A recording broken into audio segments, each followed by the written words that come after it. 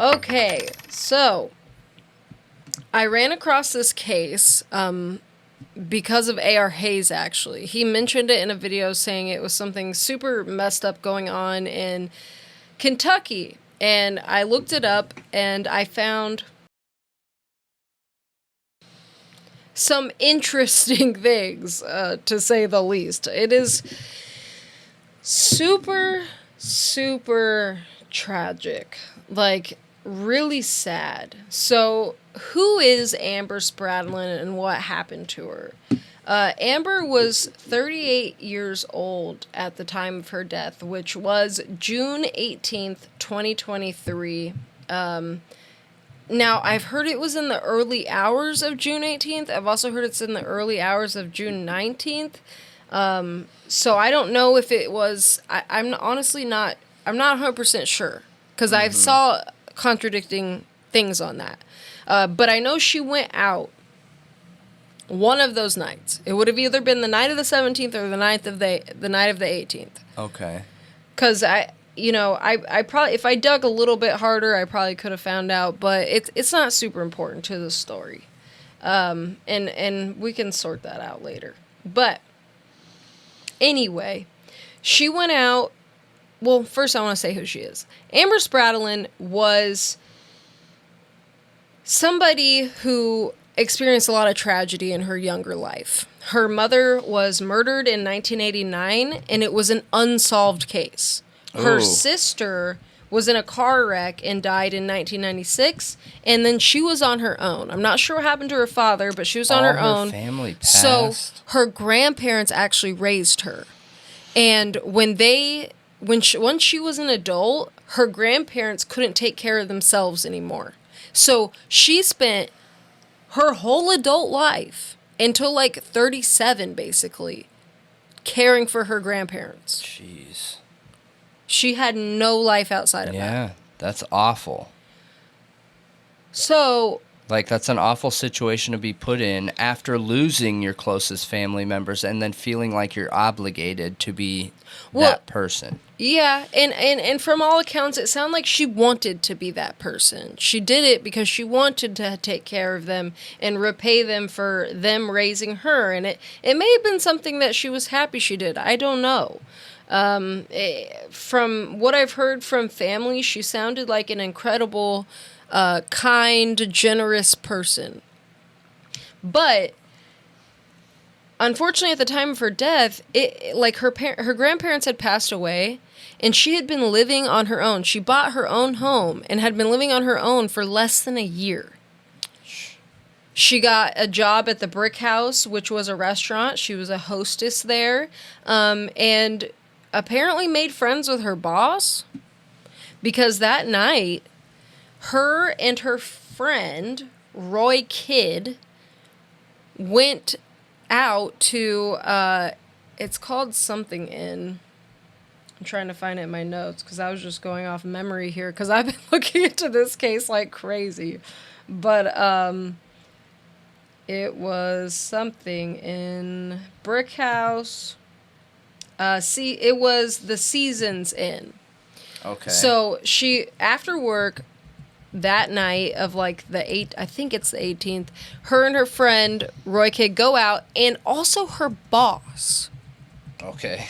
Who's her boss? Her boss is Dr. Michael McKinney. He owns the Brick House. He's also a dentist in the area, a married man.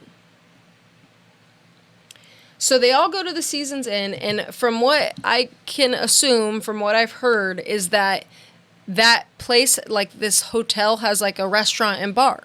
Okay. So assuming they went out after work and had a drink or something like that. Well, then they go to Dr. Michael McKinney's home. Her boss's home. All right. I guess to assume having fun, continue having fun. Well, that's when we don't really know what happened. But we do know that there were at least two 911 calls, and no cops arrived. that apparently within these 911 calls, it sounded almost like a fight was going on or something. And I've also heard it alleged that the second 911 call was them then calling back saying, everything's good here, you don't have to come out. Okay. And so cops never showed up. Well, another... What state was this again? This is Kentucky. Dude, I meant California, I meant to mention up. that. Even if No you matter call, what. No matter what. That is typically protocol in the United States, absolutely. Even if you call back and say nothing's wrong, they are still required to come by and make sure nothing is wrong. Because I've accidentally called 911 before with my Apple phone emergency services thing, and they showed up, even though I answered and I was like, oh, I'm so sorry, I didn't mean to do that. And they're like, well, we're still going to see you here in a second, so... but this was in Prestonburg, Kentucky, is where Amber's from and lived, but her boss's house was actually closer to Martin. Okay. But that's like outside of city limits of Prestonburg, but it's like a nothing kind of area. You know what I mean? Yeah. Like it's outside of city limits, and the 911 dispatch is in Prestonburg. Okay. So, then there's another 911 call made, like, I think it's like that morning. I don't have an exact time on that, but that morning a 911 call is made, and police do answer that one and go out there, and they find Amber. She had, and this all comes from her cousin. Her cousin spoke in a press conference about this, and it's extremely graphic, so I don't know if I should say all of it or not. Probably not. But it's kind of I felt like it's probably really hard for a cousin to say, and I literally heard people bawling in the crowd as she was saying it, being like and like crying because it's so bad. I mean, you can say it, doesn't matter. There's been no one arrested in this case, and something's going on there. Something's going on there. Okay, that's all I'm gonna say for now. But her cousin says in the press conference that she was stabbed in the head, neck, and throat 11 times. From what I've heard, there were no defensive wounds, which is strange. She's 4'11", so she's not a very tall person. She's a heavier person, but she's not very tall. So I don't know that there's much she could do to defend herself, but typically, if you're awake and alert, if someone is doing that, you're gonna put your hands up or something. Mm-hmm. So was she asleep? Was she knocked out? Was, somebody holding her down? Like, what's going on there, But apparently her neck was cut all the way around. And then there was wounds with such force that they were going all the way through to like the back. And there's one that I'm not going to mention because it's really, really graphic in the face. But then there's the knife tip was broken off in her skull. Jeez. Her cousin was just really landing the point that this was, whoever did this is like a monster. Like, they brutally attacked her. This wasn't like a fight gone wrong. They had every intention of ending her in a horrible way. Yeah. Yeah, I can't even imagine, like, what her family must have felt hearing all of that. Especially after she just got out on her own, Yeah. She was just building a life for herself. And it sounded like she was a super good person. Her cousin talked about how, she loved animals. She was the first to help an animal lover, a churchgoer who didn't drink or go to bars. Which is, Martin, which I believe is another family member, said that trip to the bar that night with her boss and Roy Kidd is unheard of and makes no sense. That's not what she did. It's literally unheard of.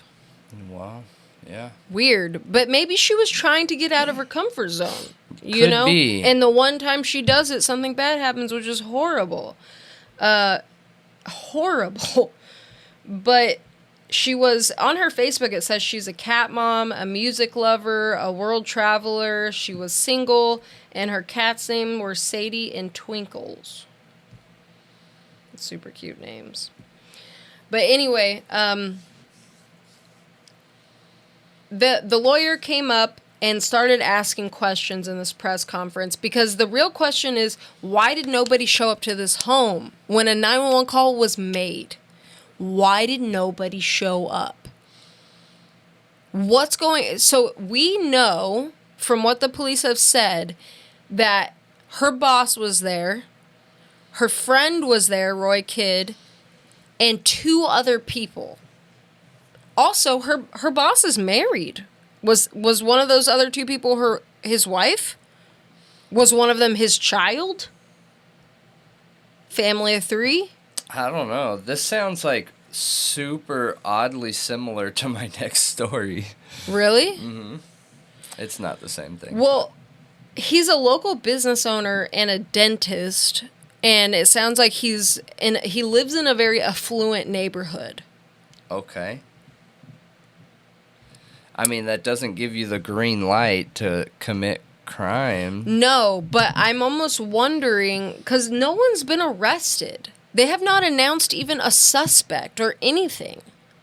And when did it happen again? This happened, I think it was, June 18th this year. Jeez. Well. So, the home is in Arkansas Creek, is what it states. I don't know exactly where that is. Apparently it's around Martin, but it's Arkansas Creek. That's the road that it's on. Like I said, there's 5 people there. The lawyer for Amber's family comes out, Dale Golden of Golden Law Office in Lexington, asking for any information from June 18th, asking about any 911 calls in this area that went unanswered or had delayed dispatch. Meaning they're probably looking to file a lawsuit. Yeah, could they have kept her alive? Right.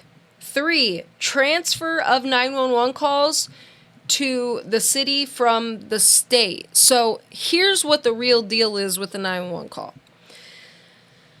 Apparently, December of 2022, the state police, there was some kind of deal because it was costing them a bunch of money for some reason. The city of Prestonburg had the 911 dispatch transferred from the state police dispatch center to their own dispatch center. Like, they made their own in the town. So it then became the city's dispatch center. Okay. So now what we're having is a bunch of politics involved in this case, which is horrible. And the city of Prestonburg is saying, no, the state police should have came. It's their responsibility. And the state is saying, no, when we signed those contracts and made that deal to hand it over to the city, they are supposed to handle those calls. Yeah. It sounds like the city. Sounds like the city. If those city. contracts are legit and some kind of weird mistake wasn't made, it sounds like the city. It absolutely sounds like the city to me, too, that they dropped the ball and they should have done it. But guess what? It doesn't sound like the city cares very much, because from the statements I saw made, it's horrible. So it's I think it's Mayor Lee Stapleton, I think is his name. Let me double check who made that comment. I don't want to put words in somebody's mouth who didn't say what was said, because it's horrible, in my opinion. Anyway, it was somebody with the city. I don't know if it was the mayor or the police chief, because I lost it, but we'll put it up. I'll put it up here when I find it on the screen. But essentially what was said, and I'm thinking it was the police chief, that they have to prioritize the city because they're the ones who pay the tax dollars to fund that 911 dispatch. So, therefore, if they don't have enough cars in the area to respond outside of city limits, they will, like, send it to the state troopers. But there's, like, almost this black spot in the process where the state troopers are saying, nah, that's your guys' responsibility. I don't know. It's really strange. Yeah, it's super strange. Sounds really messed up to me. I wonder if it's their dispatch center and their police are there, then they should be responding. I'm assuming that if they have that coverage a square mile, it has something to do with pay somehow, right? Like however many square miles you cover is how much money you get paid per square mile or something like that. Then I don't know about all then that is your coverage area. I bet you it's something like that. It always is. I know it was costing the city apparently a bunch of money to use the 911 dispatch through the state for some reason. But then they don't want to cover it. They're like, we're not going to pay you to cover it. You just give it back to us, but we're not really going to cover it. Yeah, we're just going to leave all those people hanging. Well, there's been multiple 911 calls that have gone unanswered, like a family dispute. There was a 911 call from outside of city limits, and they said, hurry, somebody's about to get shot. They didn't show up, and somebody got shot. So, honestly, they're probably going to have several lawsuits on their hands because of this eventually. And they absolutely deserve that. Because to say that people outside of city limits, like, they don't pay... get police coverage? That sounds archaic. Like, what? I'm sorry, what year do we live in right now? You don't have your system set up good enough to where there's literally black spots where people can't make a 911 call? They can't? Yeah. And get assistance? I feel like it's lawsuits. And they deserve it. Yeah, I agree. It's disgusting and despicable. It's going to end up costing them way more money. And I don't think it's the state police's fault at all. It doesn't sound like it to me. They signed it over. They said, this is your jurisdiction. Since you're taking over this 911 dispatch, here you go. That's what it sounds like to me. It sounds like Prestonburg it's only a population of 3,000. And... it sounds like they're short of staffed, but I'm sorry, if you're going to take over a 911 dispatch and have jurisdiction over those areas and you are supposed to respond to it, then you better up your staff. Yeah, I agree. And if you didn't have the budget for it, then you shouldn't have agreed to that. You shouldn't have agreed to this deal. How much money are you really saving? What? Yeah. Doesn't make any sense. No. Sounds like a horrible murder, though. It is horrible. It's absolutely horrific. Jeez. So the family apparently has listened to the phone calls, and it says that Amber's voice wasn't on either of them, either one of the phone calls, and the call that came in that was answered was around like 10 a.m. And the call apparently said around 10 a.m. that somebody had been murdered, which is interesting. Now, this channel, I want to shout out two channels real quick because they both had some interesting information. Lord and Arts, at Lord and Arts on YouTube, pulled up a GPS and showed that there was a hospital only 5 minutes away. So, if 911, like, cops weren't showing up, they could have got her to a hospital within 5 minutes in a car. Interesting, right? And that guy's a dentist. So he has some medical knowledge. Yeah. Also... True Crime Garage posted a video on it recently on YouTube, and they said they have connections in the in Kentucky State Police, and they said they think this is going to be solved very, very soon. I hope they're right. Because from all accounts, it hasn't seemed that way from the outside. I mean, the investigator that I saw talking about it said it was going to take him months to go through all the evidence. Doesn't sound like that's super priority, but he claimed that they were pushed to, like, the front of the line to have their evidence gone over.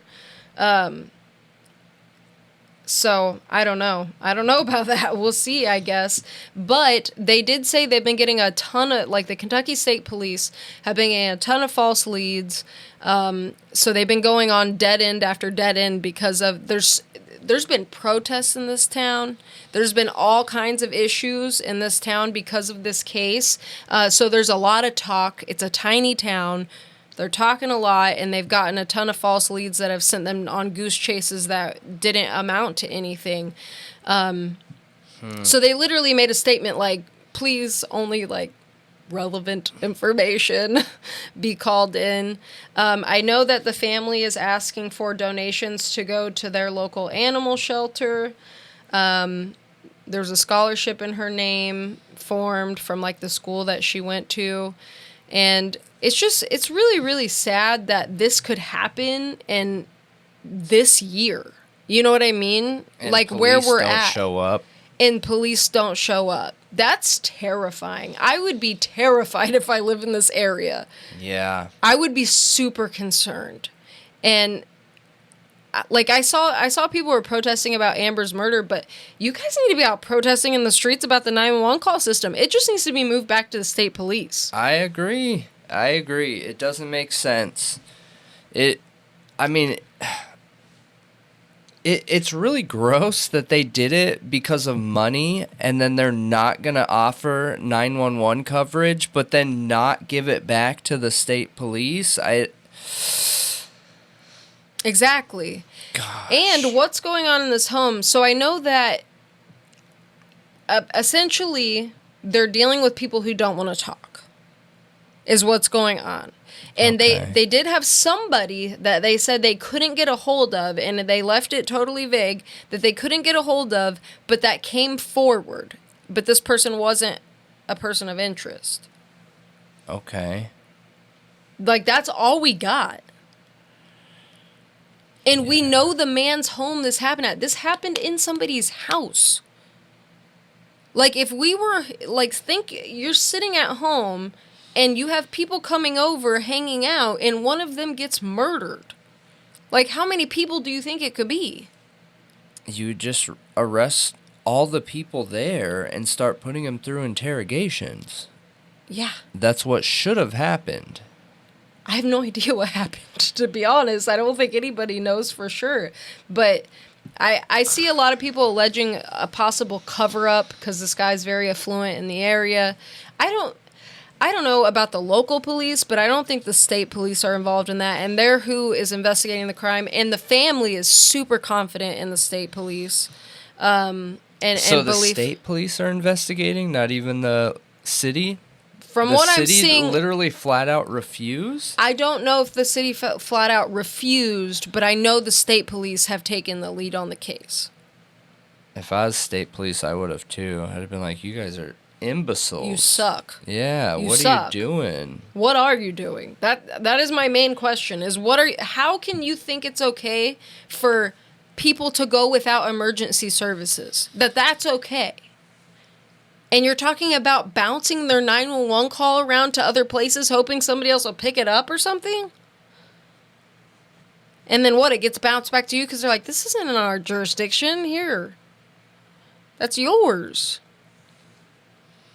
It's really strange. But anyway, I want to know what you guys think. We could probably dive more into the 911 call system there, because I was trying to cover it, like, that part of it kind of, I don't know, more basic than other, like, Lord and Arts covers it pretty extensively. So he's a good creator to go check out for that. But I just wanted to get the basics down of the case so that we can follow the developments and maybe dig in more on certain aspects of it that aren't making sense. Because I have a lot of questions. I have questions about the dentist and what went on in that home and why there's no arrest or even suspects. Yeah. Why did nobody show up for the first 911 call? Yeah.